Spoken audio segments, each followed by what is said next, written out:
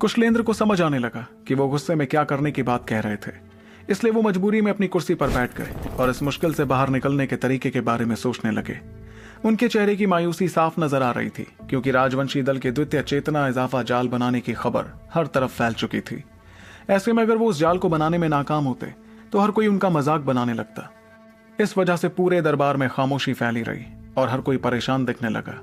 लेकिन जिस वक्त हर कोई खामोश था, उतने में दरवाजे के पास बने एक खंबे के पीछे से एक लड़का चलकर आगे आने लगा। सभी की नजर एक साथ उस लड़के पर हुई और उन्होंने देखा कि वो ध्रुवांश था। तभी ध्रुवांश ने लोगों के परेशानी भरे चेहरे देखकर कहा, गुरुजी, मैंने सुना है कि आप लोगों को एक और काबिल योगी की जरूरत है। कैसा रहेगा अगर आपको काबिल के साथ साथ हैंडसम, चार्मिंग और दिल का साफ योगी भी मिल जाए? वो आप लोगों से ज्यादा पैसे भी नहीं लेगा, क्योंकि ये बात तो घर की है। जी हाँ, जैसा कि आप सभी समझ गए होंगे, उस हैंडसम, चार्मिंग और मेहनती लड़के का नाम ध्रुवांश है।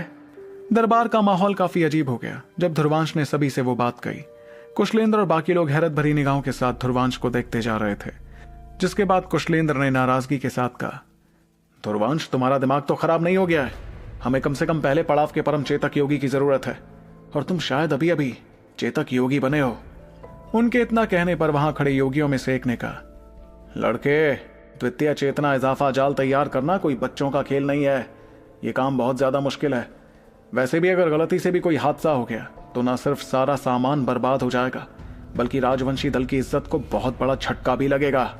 इस दौरान उनके पास खड़े योगी भी हामी भर रहे थे, मगर योगी सागरनाथ तो इस वक्त चुप थे। तब ध्रुवांश ने उनकी तरफ देखकर मुस्कुराते हुए कहा, गुरुजी, अगर कोई योगी प्रथम चेतना जाल तैयार करने में कामयाब होता है तो क्या उसे पहले पड़ाव का परम चेतक नहीं कहा जाएगा? मैं आप लोगों से ये बात इसलिए कह रहा हूं क्योंकि मैं वो प्रथम चेतना अग्नि जाल तैयार करने में कामयाब हुआ जिसका खाका आपने मुझे पकड़ाया था। ये सुनते ही सागरनाथ के चेहरे की हैरानी बहुत ज्यादा बढ़ गई और वो कुछ कह ही नहीं पाए। तब पास ही खड़े दूसरे योगी ने कहा, ऐसा हो ही नहीं सकता। एक जवान लड़का हमारे तजुर्बे और काबिलियत की बराबरी कैसे कर सकता है? लड़के, तुम्हारे पिता ठीक कह रहे हैं, ये वक्त मजाक का नहीं है। पर सागरनाथ जैसी हैरानी मंगल और कुशलेंद्र के चेहरों पर भी थी, क्योंकि वो ध्रुवांश की बात को नकार नहीं सकते थे। ध्रुवांश को उनसे बेहतर कोई और नहीं जानता था, इसलिए वो समझ रहे थे कि अगर ध्रुवांश ऐसा कह रहा था तो इस बात में जरूर सच्चाई थी। तब सागरनाथ ने बाकी योगियों के चेहरों को देखकर आं भरते हुए कहा, ध्रुवांश, अगर तुम वाकई प्रथम चेतना अग्नि जाल तैयार कर सकते हो तो अभी हमारे सामने करके दिखाओ। इस पर ध्रुवांश ने आं भरी, जिसके बाद वो काले रंग की चेतना शक्तियां अपने पास से निकालने लगा। धीरे धीरे वो चेतना शक्तियां 15 काले रंग की चेतना सील्स में बदलने लगी, जिनके तैयार होने पर वहां मौजूद योगियों के चेहरों का रंग बदलने लगा।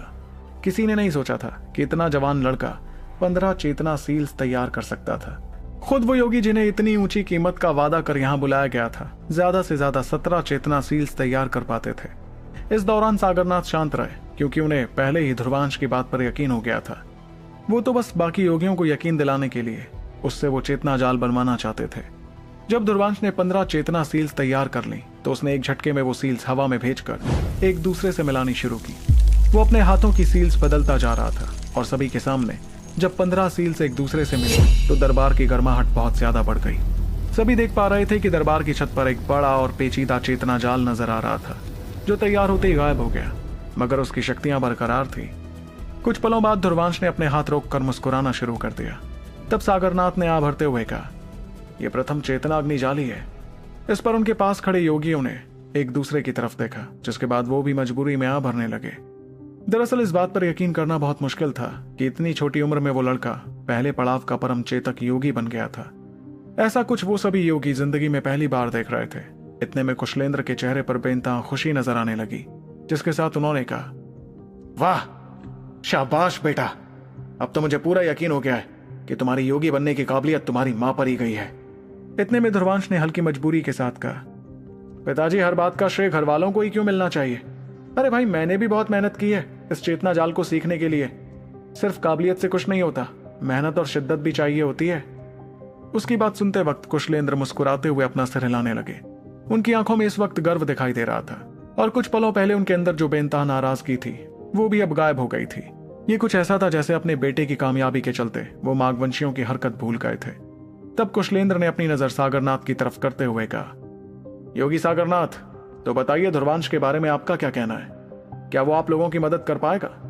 उनके सवाल पर सागरनाथ एक पल के लिए सोचने लगे, जिसके बाद उन्होंने जवाब दिया, कुशलेंद्र, ये बात सच है कि ध्रुवांश चेतना अग्नि जाल बनाने में कामयाब हुआ, लेकिन इसने ये चेतना जाल कुछ समय पहले ही सीखा है, इसलिए इसे पूरी तरह से पहले पड़ाव का परम चेतक नहीं कहा जा सकता। आखिर काबिलियत के अलावा तजुर्बे की भी जरूरत पड़ती है। तब कुशलेंद्र ने एक नजर ध्रुवांश की तरफ देखा और मजबूरी में अपना सिर हिलाया। वो भी समझ रहे थे कि ध्रुवांश चाहे कितना भी काबिल क्यों ना था, उसे अभी बहुत से तजुर्बे हासिल करने थे। इस दौरान ध्रुवांश का मुंह तो उतर गया और वो हल्की नाराजगी के साथ सागरनाथ को देखने लगा। आज तक उसने सागरनाथ की सारी बातें मानी थी, लेकिन ये पहली बात थी जिससे वो बिल्कुल भी राजी नहीं था। वहीं सागरनाथ ने कुशलेंद्र के चेहरे की मायूसी और ध्रुवांश के चेहरे की नाराजगी को देखा और एक पल बाद मुस्कुराते हुए कहा, पर हम कोशिश कर सकते हैं, आखिर तजुर्बे काम करने से ही तो आते हैं, और मुझे लगता है कि ध्रुवांश के लिए द्वितीय चेतना इजाफा जाल बनाना एक बहुत अच्छा मौका रहेगा तजुर्बे हासिल करने का।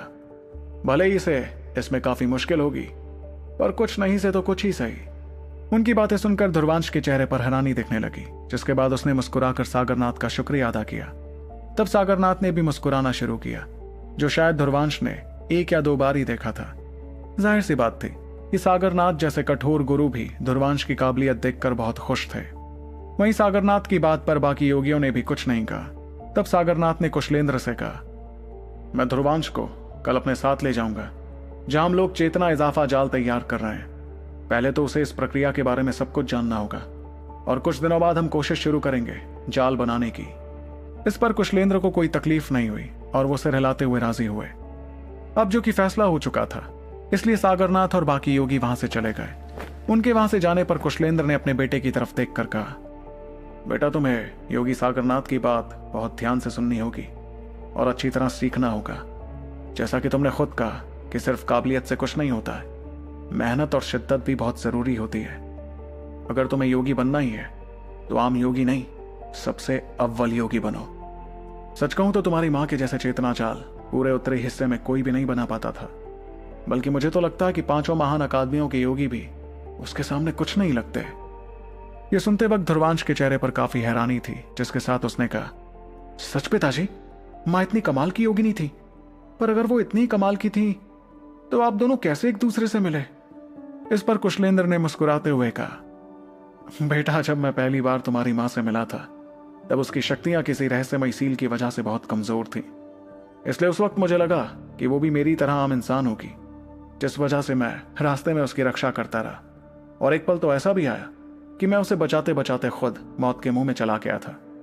कौन सोच सकता था कि असल में वो इतनी ज्यादा ताकतवर होगी। वैसे तुम्हारी मां को अपनी ताकत का जरा भी गुरूर नहीं था, इसलिए मुझे उसके साथ होने में ज्यादा मुश्किल नहीं हुई। तब ध्रुवांश ने कुछ समझते हुए कहा, अच्छा, अब मैं समझा, तो आपने उनकी कमजोरी का फायदा उठाया। जब मां कमजोर थी तब आपने उनका दिल जीत लिया। वही तो मैं सोचूं, अगर वो हमेशा से ताकतवर होती तब तो वो आपको अपने आसपास भी भटकने नहीं देती। ये कहते हुए ध्रुवांश हंसते हुए वहां से जाने लगा। तभी कुशलेंद्र ने गुस्से में कहा, तुझे तो मैं बताता हूं कौन किसे भटकने नहीं देगा, रुक जा। मगर ध्रुवांश ने दरबार से बाहर जाते हुए कहा, मैं नहीं रुकने वाला आपकी मार खाने के लिए, जाइए और मागवंशियों को खिलाकर आइए। तब कुशलेंद्र मुस्कुराने लगे और उन्होंने धीमी आवाज में कहा, देख रही हो, हमारा बेटा दिन ब दिन काबिल होता जा रहा है। मुझे लगता है कि आगे जाकर वो जरूर तुमसे भी ज्यादा काबिल होकर रहेगा, और जब वो दिन आएगा तब शायद हमारा परिवार एक बार फिर एक साथ हो सके, शायद। इतना कहकर उन्होंने अपनी मुट्ठियां कसी और आंखों में मजबूरी के साथ वहां से जाने लगे।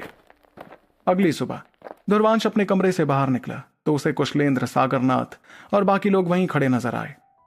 वो लोग कुछ देर पहले से उसका इंतजार कर रहे थे, इसलिए जब उन्होंने ध्रुवांश को बाहर आते देखा तो वो लोग एक साथ रवाना हुए। सबसे आगे चल रहे थे कुशलेंद्र, जो उत्तरी दिशा में चलते हुए एक ऐसे मैदान के पास पहुंचे जहां राजवंशी दल के योद्धा हर दिन ट्रेनिंग करते थे। अगर इस जगह पर द्वितीय चेतना इजाफा जाल तैयार हो जाता तो वहां ट्रेन करने वाले योद्धाओं की ताकत काफी बढ़ जाती, लेकिन इस वक्त वो जगह पूरी तरह खाली करा दी गई थी। ध्रुवांश और बाकी सभी आगे बढ़े और मैदान के बीच में आकर रुक गए। ध्रुवांश ने अपनी नजर सामने की तरफ की, जहां उसे 5 पीले रंग के खंबे दिखाई दिए। इन 5 खंभों पर बड़े ही अजीबोगरीब निशान बने थे और उनमें से बेहद खतरनाक चेतना शक्ति भी महसूस की जा सकती थी। तब ध्रुवांश चलकर आगे आया और उसने 5 खंभों को देखकर कहा, अगर मेरा मानना सही है तो ये खंबे खास चेतना इजाफा पत्थर से बनाए गए हैं ना? तब कुशलेंद्र ने अपने बेटे के सवाल का जवाब देते हुए कहा, ये पांचों चेतना इजाफा खंबे ही चेतना इजाफा जाल के सबसे जरूरी हिस्से हैं बेटा। एक एक खंबे की कीमत करोड़ों सिक्के हैं। ये बात समझते हुए ध्रुवांश अपना सिर हिलाने लगा। देखा जाए तो चेतना इजाफा जाल मामूली चेतना जालों से काफी अलग होते थे। इस तरह के जालों में हमला करने की काबिलियत नहीं होती थी, पर इसके बावजूद वो दलों के लिए सबसे जरूरी होते थे। सभी जानते थे कि माघवंशी दल उत्तरी हिस्से में इतना ताकतवर इसलिए हो पाया क्योंकि उनके पास द्वितीय चेतना इजाफा जाल था। इतने में योगी सागरनाथ ने आगे आकर ध्रुवांश को बताया, द्वितीय चेतना इजाफा जाल बनाने के लिए हम पांचों योगियों की जिम्मेदारी होगी एक एक हिस्सा तैयार करना। उसे बनाने के लिए हम इस खाके का इस्तेमाल करेंगे और आखिर में सभी हिस्सों को जोड़कर इस जाल को तैयार कर देंगे। भले ही ये सुनने में बहुत आसान लग रहा है, लेकिन असल में यह है बहुत मुश्किल। ऐसा इसलिए क्योंकि पांचों योगियों को एक जैसी ताकत इन अलग अलग हिस्सों में बरकरार रखनी होगी और साथ ही एक साथ मिलकर काम करना होगा। अगर जरा सी भी गड़बड़ हुई तो सब कुछ बिगड़ जाएगा। जितनी जानकारी मुझे है उस हिसाब से माघवंशी दल ने भी इस तरीके को ही अपनाया था जब उन्होंने अपना द्वितीय चेतना इजाफा जाल तैयार किया था। इस दौरान वो बहुत बार नाकाम भी हुए थे और उन्हें काफी नुकसान उठाना पड़ा था। इतने में पास ही खड़े मंगल ने हल्की परेशानी के साथ कहा, हमारे पास जितना सामान बचा है उसकी मदद से हम ज्यादा से ज्यादा एक बार और नाकाम हो सकते हैं, वरना हमें काफी वक्त के लिए रुककर दोबारा कोशिश करनी होगी और ये काफी वक्त ना जाने कितने साल में पूरे होंगे। इतना ही नहीं बल्कि हमारे नाकाम होने पर माघवंशी दल हम पर हमला कर देगा और ये बात सभी के लिए बहुत हानिकारक होगी। खैर भतीजे, तुम पूरी ईमानदारी से कोशिश करना और ज्यादा भार दिमाग में मत लेना। मंगल भी जानता था कि ध्रुवांश पर ज्यादा दबाव डालने का कोई फायदा नहीं था। इस दौरान ध्रुवांश ने अपने पिता कुशलेंद्र की तरफ देखा, लेकिन उसने कुछ नहीं कहा। भले इस वक्त कुशलेंद्र कुछ नहीं कह रहे थे, लेकिन ध्रुवांश समझ गया था कि इस जाल का तैयार होना उनके और इस दल के लिए कितना जरूरी था। इतने में योगी सागरनाथ ने सभी से कहा, इस बार हमारी कोशिश में मैं 20 चेतना सील्स तैयार करूंगा। रही बात बाकी 30 सील्स की, तो तीनों योगी 8-8 सील्स बनाएंगे और बाकी बची 6 चेतना सील्स तुम तैयार करोगे ध्रुवांश। देखो, इन 6 चेतना सील्स को हल्के में लेने की गलती हरगिज मत करना। सच बताऊं तो इतनी सील्स बनाना कठिन होगा। चेतना अग्नि जाल की सील्स बनाने में बहुत ज्यादा मुश्किल होने वाली है। अब मैं बताता हूं कि चेतना इजाफा जाल तैयार करने के लिए और क्या क्या जरूरी होता है। तुम्हें इन बातों पर ध्यान देना होगा लड़के, नहीं तो तुम्हारी जरा सी भूल सब बर्बाद कर देगी। इस पर ध्रुवांश ने अपना सिर हिलाया और वो गौर से सागरनाथ की बातें सुनने लगा। वहीं कुशलेंद्र ने भी ध्रुवांश को गौर से बातें सुनते देखा, जिसके बाद वो और मंगल वहां से चले गए। वो लोग योगियों के रास्ते में आकर कुछ गड़बड़ खड़ी करना नहीं चाहते थे। अगले कुछ दिनों तक सागरनाथ के साथ साथ बाकी तीनों योगी भी ध्रुवांश को गुर सिखाने लगे और वो शांति से सब कुछ समझता गया। कुछ दिनों तक उसे सब कुछ समझाने के बाद सागरनाथ ने आ भरते हुए कहा, कल हम शुरू करेंगे द्वितीय चेतना इजाफा जाल तैयार करना। सभी लोग खुद को तैयार कर लो, कल से शुरू होने वाला है हमारा मुश्किल सफर। तो क्या तैयार कर पाएंगे ध्रुवांश और बाकी योगी द्वितीय चेतना इजाफा जाल को? जानने के लिए सुनते रहिए सुपर योद्धा, सिर्फ पॉकेट एफएम पर।